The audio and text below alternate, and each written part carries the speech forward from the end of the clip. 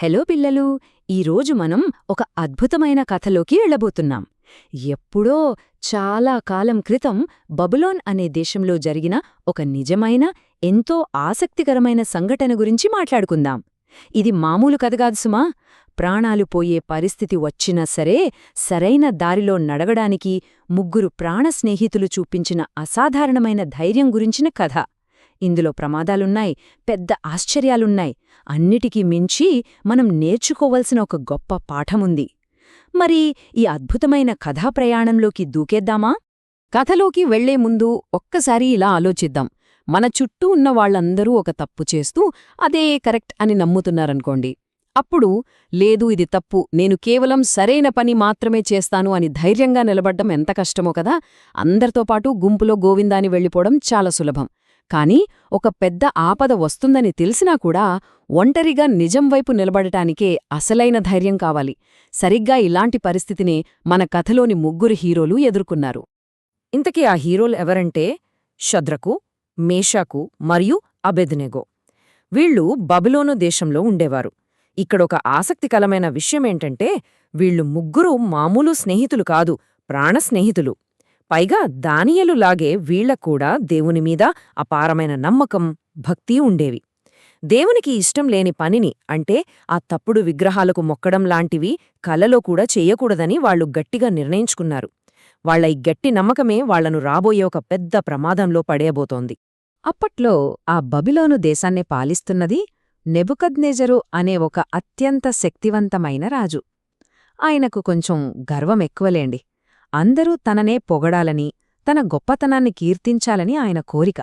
అందుకే ఒక పెద్ద మైదానంలో ఒక భారీ బంగారు విగ్రహాన్ని కట్టించాడు. అసలది ఎంత పెద్దదంటే ఆ మైదానంలో ఎక్కడ నిలబడి చూసినా ఆకాశాన్ని తాకుతోందా అన్నట్లు తడతడా మెరిసిపోతూ కనిపించేది.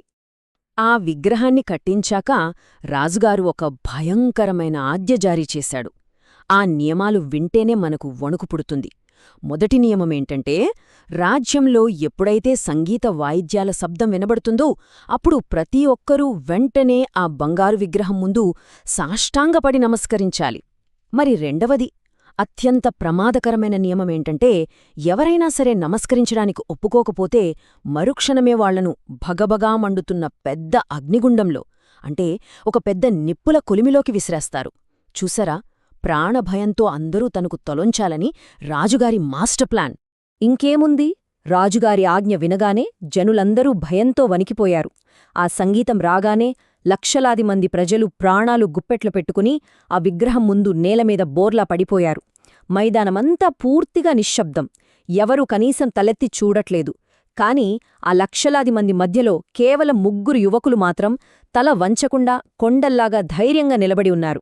వారే మన షద్రకు, మేషాకు, అబెద్నెగో.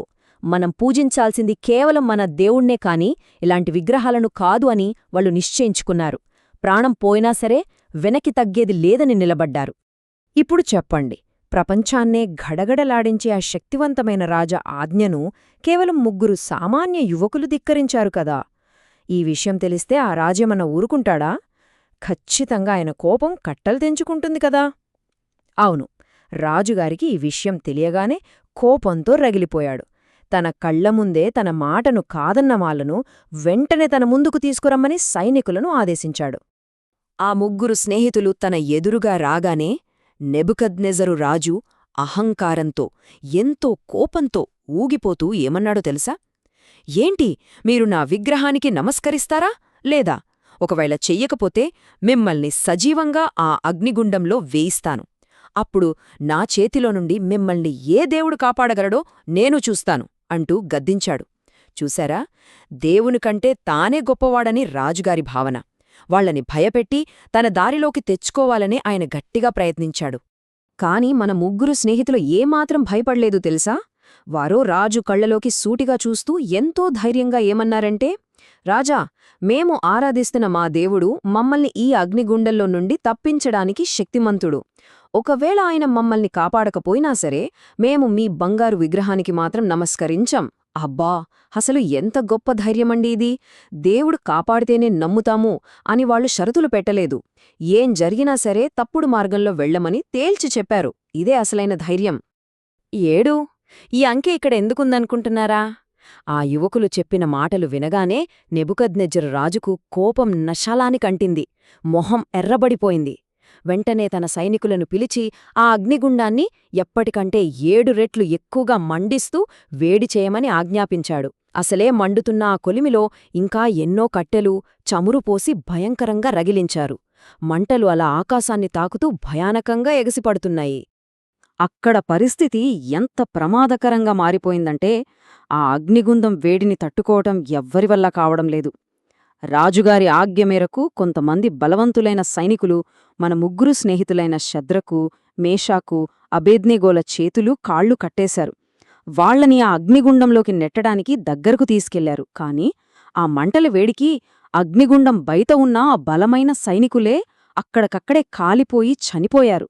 అంతటి భయంకరమైన వేడియున్న కొలిమిలోకి మన ముగ్గురు స్నేహితులను విసిరేశారు. ఇప్పుడు ఇక్కడొక పెద్ద ప్రశ్న వస్తుంది. అంతటి వేడున్న మంటల్లో పడిన తర్వాత ఎవరైనా బ్రతుకుతారా?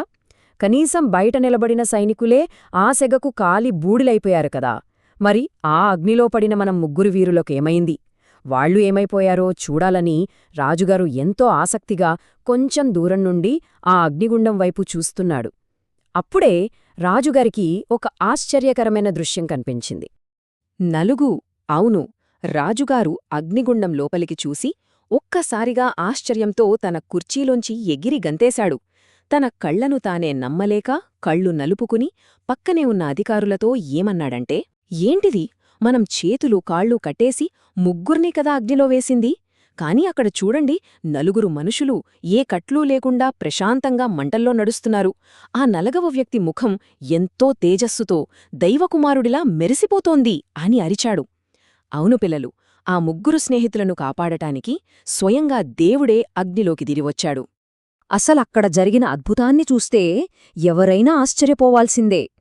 వెంటనే రాజుగారు అగ్నిగుండం దగ్గరకు వెళ్ళి ఆ ముగ్గురినీ బయటకు రమ్మని పిలిచాడు. వాళ్లు చాలా క్షేమంగా బయటకు వచ్చేశారు. వింత ఏంటంటే వాళ్లను బంధించిన ఆ తాళ్లు మాత్రమే మంటల్లో పూర్తిగా కాలిపోయాయి. కాని వాళ్ల తలమీద ఉన్న ఒక్క వెంట్రుక కూడా కాలలేదు. బట్టలు ఏమాత్రం పాడవ్వలేదు. ఆఖరికి అగ్నిగుండం నుండి బయటకు వచ్చిన వాళ్ల ఒంటిమీద కనీసం కాలుతున్న పొగవాసన కూడా లేదు. దేవుడు వాళ్లను అంత సురక్షితంగా కాపాడాడు.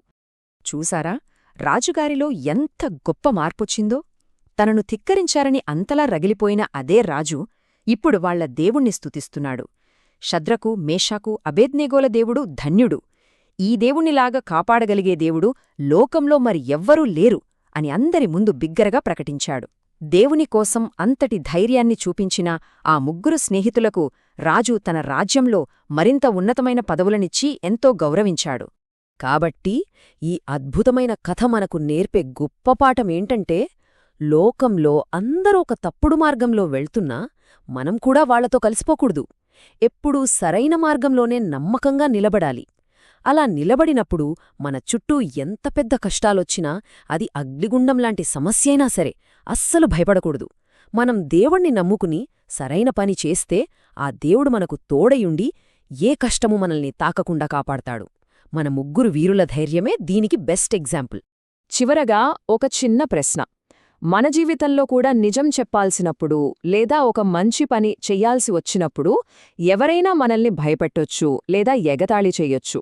అది మనకు ఎదురయ్యే ఒక చిన్న అగ్నిగుండం లాంటిదే. మరి నెక్స్ట్ టైం మనమలాంటి కష్టాన్ని ఎదుర్కొన్నప్పుడు భయపడిపోయి తప్పు చేస్తామా, లేక ఈ ముగ్గురు వీరులలాగా ధైర్యంగా సరైన దానివైపే నిలబడతామా? ఖచ్చితంగా ధైర్యంగా నిలబడతామని నేను నమ్ముతున్నాను. ఆ ధైర్యం ఎల్లప్పుడూ మనకు విజయాన్ని అందిస్తుంది. సరే పిల్లలు, ఈ అద్భుతమైన కథ గురించి మాట్లాడుకోవడం నాకెంతో ఆనందంగా అనిపించింది. మళ్ళీ కలుద్దాం.